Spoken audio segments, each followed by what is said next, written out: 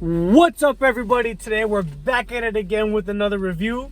Well, not a review, but a discussion, right? So today we will be discussing Flight Risk, directed by, produced, right? Yeah, I think he's a producer. Yeah, produced by, directed by Mel Gibson. So, do you want to go first? Yeah, I'm just gonna give a little backstory, I guess, to the movie. Well, not just the whole big production history. It just came out of nowhere. Like literally, this movie got announced like the beginning of this year. I thought it got announced at the Joe Rogan podcast. No, it got announced like a week before I'm just that. being a dumbass. No, but it did come out like a week. Like the trailer, like the first trailer came out like a week before this movie came out. Mm-hmm. Or no, like a week before the Joe Rogan, but it came out like the first trailer came out like a whole month before that. So it's kind of like, it feels like one of those movies that just comes out and like there's not a big like promotion tour or any of that, but also it kind of feels like a movie that like you're supposed to only watch on streaming, or like in modern times like you wouldn't like go out of your way to watch this movie. But I'm just kind of surprised the theater was kind of like full. I think back in the day, like, This would have been one of those movies that like you buy on bootleg and you never watch again. No, I think it would have been one of those movies that like it didn't really like, no one really watched it in theaters when it came out, but then it would have like made money like on DVD. Like it would have been one of those. I know what you mean. I'm just saying bootleg because. Yeah, because that's how like we know stuff. It would've been, but it would have been one of the movies that would have been on like someone's DVD show back. Shout in out the day. to my boy at Rio Valley on 63rd, and I'm not gonna give out the block, but I didn't get on it. 63rd. I didn't get it at those. Wait, you know where I'm talking about or no? Yeah, I know, but I never got movies from there. Shut the fuck up. All right, but yeah, yeah, but going back to the movie, He's probably not even there. Like, but don't say that about him. oh, okay, I'm sorry. Hey, that was the realest nigga from 63rd. Probably, but that's where I got my movies. If I was there, and I saw movies in like that format, they were like literally at like soccer stadiums, like I would go and like play games. And it's so funny. I want to diverge from the actual movie itself. Like back then, like when you got like a bootleg DVD, like I don't know, there was something special about it. What do you think? Well, I think it's because we didn't have access to like actual ones.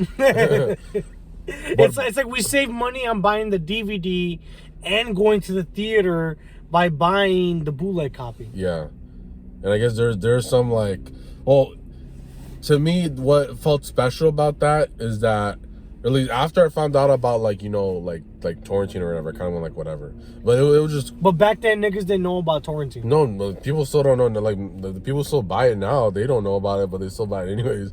Like I remember telling my dad, like, "Hey, I know how to get this movie now. You don't even have to keep on doing it." He's just like, "Nah." Because then at the same time, like people don't know how to like have a video file and like open it up on your computer and everything, and then put it on HDMI. Yeah. To plug it into the fucking TV. Yeah. Because I'm not gonna say the website that I use because I ain't no snitch, right? But yeah, I'll tell you off camera. But yeah, you know, like we would all use a certain website, or we would buy the bootleg DVD to watch Mel Gibson, and that's kind of the vibe. Oh yeah, that's why I know. Like the thing about Mel Gibson is all his movies, like they just feel like good like dad movies. Yeah, you know literally good dad movies. I think now because of the political, I hate to bring politics into it. Like prosecution. Yeah, because of the political like climate that we're living in, I think watching a Mel Gibson movie is like, whoa, you saw the Mel Gibson movie? You must be a son of a contest. You must be a conservative. You must be a Republican, right? But back then, when you watched the Mel Gibson movie, it was like, you're a fucking man. Yeah. Get the Gringo, Bloodfather. And it's funny, because Bloodfather had that one bitch from The Boys. The one that has like the plastic surgery? Yeah, the one that looks like this. Oh. But I mean, I'm more talking about like the ones he directed. He directed this one. No, I'm talking about did he? Oh, I forgot. He directed and he acted in those movies. And Get the Gringo? Yes. I didn't know that. He was the fucking Gringo. That Gringo directed the fucking movie. But yeah, just like there's something like, I don't know. I think the reason why he's such like an important director is because not even just because he's also an actor, but just the fact that he's a character. He has a vision that like no one else like in Hollywood I think can understand. So when he does like these movies, it's something that like that people wouldn't even think of. Only people like us. Yeah, and so like he has like 1 foot in into like you know what I'm talking about. Like, you know, he's like he has 1 foot in, and then he has another foot into Well, Hollywood. I think he's justified because of the role that he plays. Yeah. Because he's directing movies, he has to kind of expose them boys, right? But he can't go all the way Yeah. because then he won't be able to make the movies because he's like a dog whistler. Well, I think his thing is that he's able to still like put like his personal like history out the door and still make like a good movie. Well, he's a dog whistler, don't you think so? A little bit, like I can see a little like. I think that's what this movie did. So okay, so we'll get into your dog whistle. We're going back to the main like plot, just going over Well, the movie. I'm trying to bring it back to the movie. In case you haven't seen it, or in case you want to see it, no spoilers at this point. But so there's this hacker or like accountant, I think. He's like hiding. He's played by Venom from Spider-Man 3. God, I want you to kill Peter Parker. But so he basically gets like arrested by the intelligence agency or whatever, CIA or whatever, and so they have to go onto this flight on like this what is it called? It's like a shitty booty ass airplane. Yeah, like a 3-person flight airplane, and they have to lock up the guy because they're like, oh, he's a flight risk because he's a criminal, but we want this guy to testify. And the person who's doing the flight at first is like the character played by Mark Wahlberg, but then not like this is not in the trailer and everything.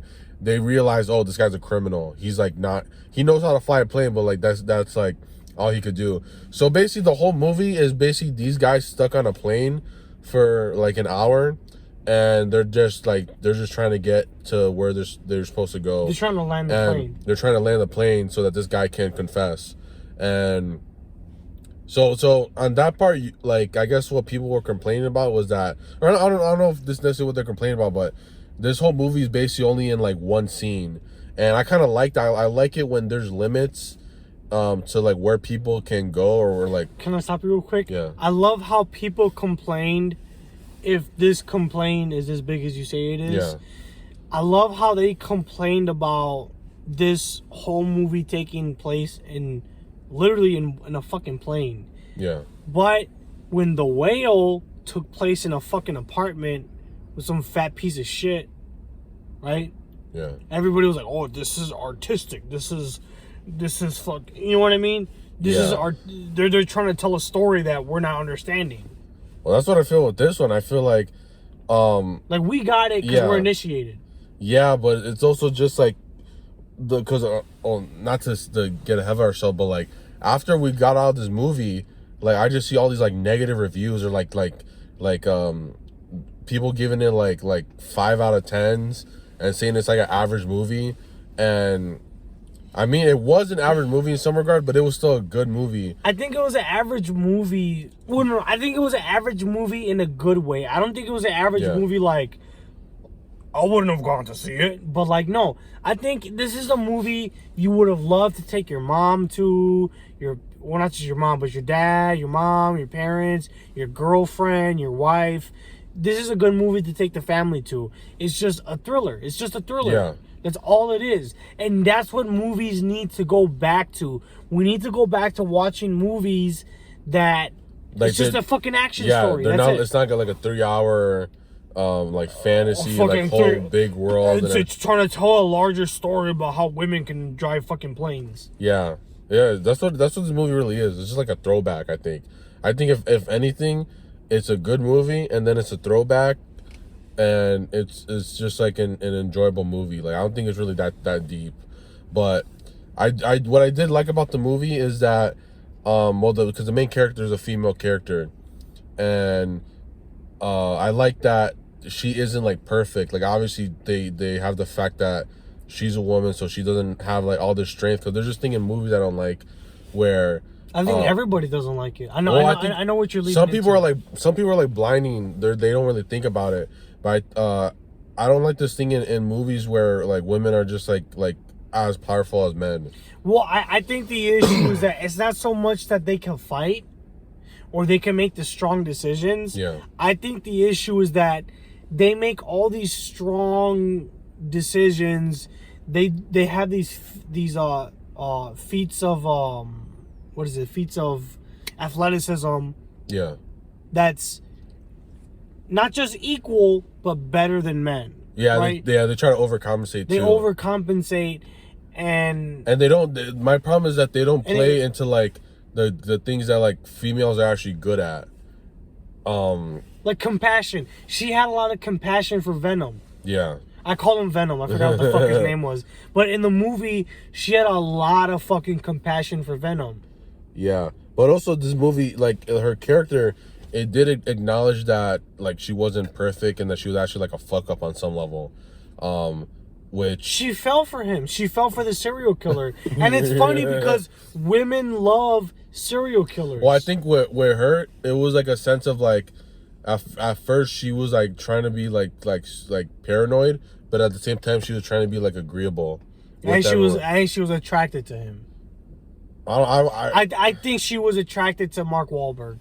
I can't remember any of their fucking names. All I know is the girl. Oh, I think Venom and Mark Wahlberg. Well, I think that's because like women on some level are agreeable because they don't want to be in a sense of danger. But not just that. I think she genuinely was attracted to Mark Wahlberg, and the reason why is because Venom was kind of like the nerdy crypto guy. Yeah, it was more like the Virgin and the Chad and like okay, the Chud versus the Chad. Yeah, so who am I gonna like? Because at first when she doesn't know anyone, she doesn't know he's a bad guy. She doesn't know. Oh, she knows that the guy in the back's a bad guy, but she was like, oh, who am I gonna talk to for the rest of this ride? Oh, this guy. But then when she started seeing the warning sign, then she was okay. I guess I got to start being paranoid.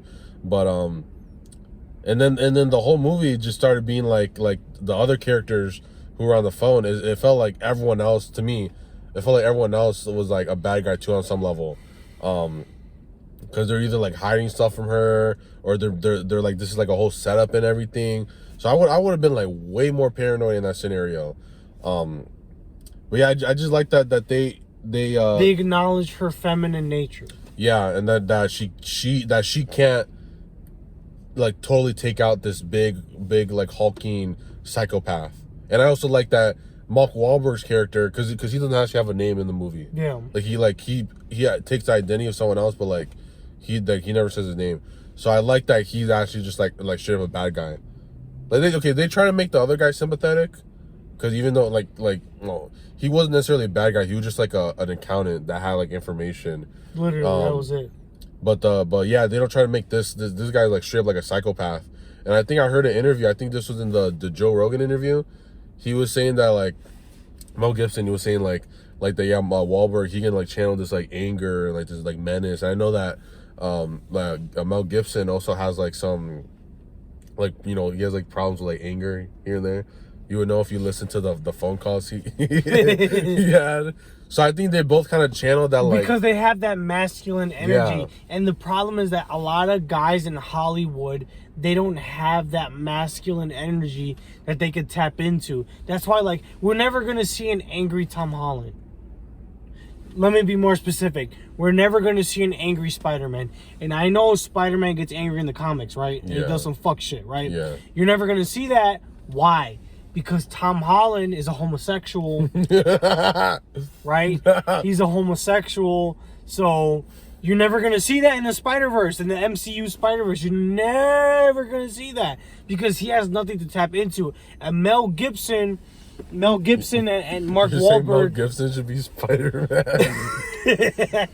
We should title that the video. Mel Gibson should be Spider-Man. We shouldn't even talk about the movie because we know everyone doesn't give a fuck about this movie because you guys are like, I don't. This is a B movie. We're just gonna title it Mel Gibson should be Spider-Man. We should do a little Photoshop Mel Gibson and Spider-Man. That's what we're gonna do. Or AI. That's what we're gonna do. But no, for real. Like these guys, like these new actors, like the one that played Cumberbatch. What the fuck is his name? Doctor Strange. Yeah, him. Benedict Cumberbatch.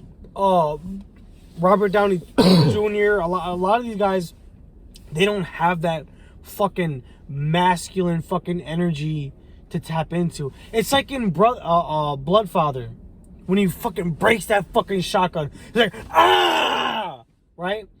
Like was that another Mel Gibson movie? Yeah. Oh, I didn't. Like when Mel Gibson, because he's the actor, he's like, ah. he fucking breaks the fucking shotgun, right? To Yeah. throw his anger out on the fucking guy that manipulated him as a child, right? Yeah. You feel that fucking energy, because like I think as guys sometimes we want to let out that fucking right. And you know what, Kingpin from Daredevil season 3, he talks about that. He's like, he tells fucking Bullseye, he's like, sometimes I just feel like fucking, he doesn't say fucking, but he's like, just sometimes you need to tap into that primal fucking urge and fucking yell. And he's like, and then him and Bullseye, they're like, right? Because they have that fucking rage. They have that fucking masculine energy to tap into. And these new niggas, pardon my French, they don't have that energy to tap into. And that's what Mark Wahlberg was able to tap into in this movie. Well, I feel like also the problem is we're getting well, okay, now we're kind of getting sidetracked a little bit, but if we're talking about like the whole state of like actors, I think the problem is that like your average person doesn't want to go through all these things that like we know actors have to go through now, you know, like the little like rituals and everything. Because I thought about this too, like how do we get like new like action actors like in movies, you know what I mean? Like how do we get them back, or how do we get like these new people? And it's like, we gotta pick niggas off the streets. No, I think or from the countryside. No, I think what we should have done is that we should have got like basically like what I'm saying is that like the type of people who should be in like these action movies are like Jake Paul. Who